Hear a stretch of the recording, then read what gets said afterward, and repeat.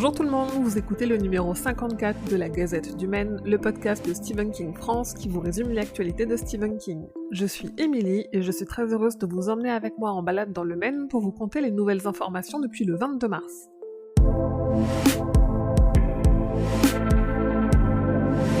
Vous l'avez sûrement entendu ou vu, puisque le dernier hors-série de la Gazette y est consacré, mais Stephen King France a fêté le 3 avril dernier ses 10 ans.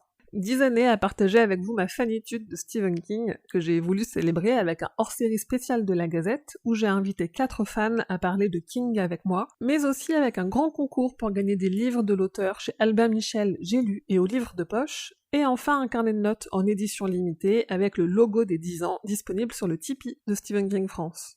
Je vous mets toutes les infos en description d'épisode, sinon rendez-vous sur le site pour tout retrouver.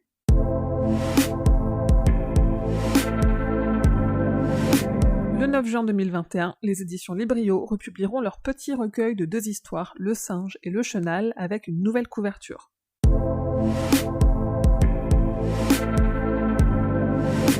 En 1986 sortait Maximum Overdrive, la seule réalisation de Stephen King d'après sa nouvelle Poids lourd.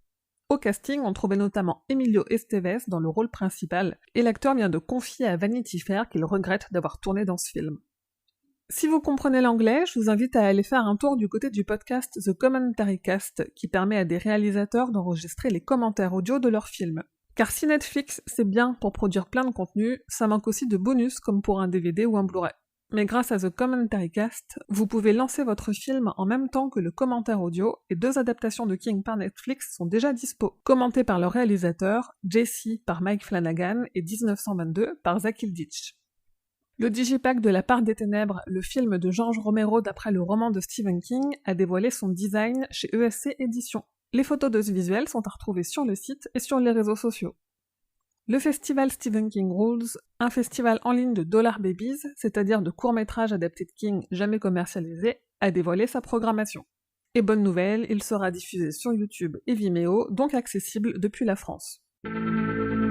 Vous souvenez-vous du projet de la série La Tour Sombre par Glenn Mazzara, qui avait même tourné un pilote avant qu'Amazon ne l'abandonne.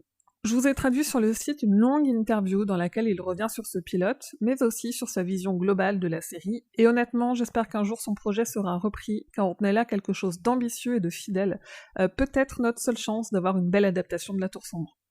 Alors que la saison 2 de Creepshow a débuté aux États-Unis le 1er avril et qu'elle se fait attendre en France, le showrunner Greg Nicotero a exprimé dans une interview son envie de faire un film. Et en parlant de Creepshow saison 2, je vous ai préparé un guide des Easter eggs épisode par épisode pour celles et ceux qui suivent la série au fur et à mesure de sa diffusion en anglais.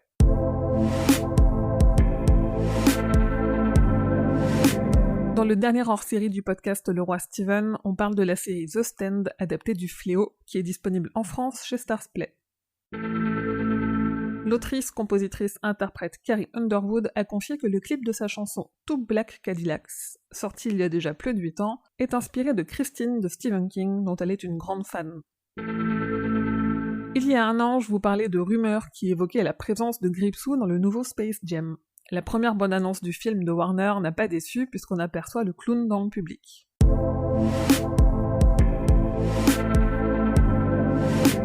Du 23 au 25 avril, ne manquez pas Stephen King Rules, le festival en ligne de Dollar Babies.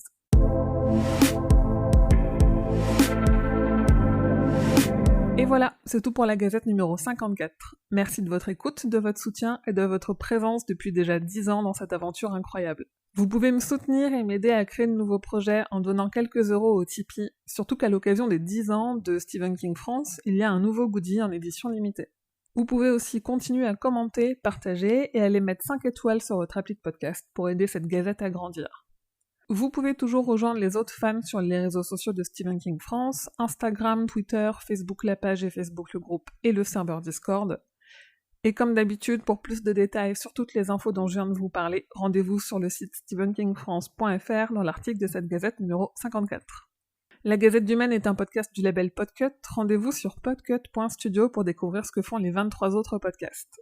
Je vous dis merci et à bientôt, fidèles auditeurs et auditrices, que vos journées soient longues et vos nuits plaisantes.